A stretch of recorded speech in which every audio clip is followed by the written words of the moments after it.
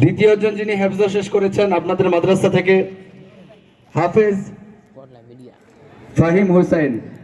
হাফেজ ফাহিম হুসাইন, পিতা মাওলানা তোফাজ্জুল হক, গ্রাম গোগর, পশ্চিম ঝাড়বাড়ি। আমি তাকেও হযরতের কাছ থেকে পাগড়ি নেওয়ার জন্য বিনীতভাবে অনুরোধ করছি।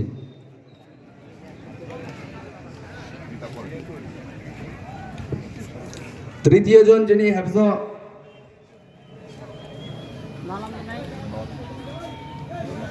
এখন পাগড়ি নিচ্ছেন হাফেজ ফাহিম হুসাইন। তৃতীয় জন যিনি হেফজ শেষ করেছেন আপনাদের মাদ্রাসা থেকে মোহাম্মদ শুভ আহমেদ, পিতা জাহিরুল ইসলাম দুলাল, গ্রাম গোগর, পটুয়াপাড়া। আমি তাকে মেহমানের কাছ থেকে পাগড়ি নেওয়ার জন্য বিনীতভাবে অনুরোধ করছি।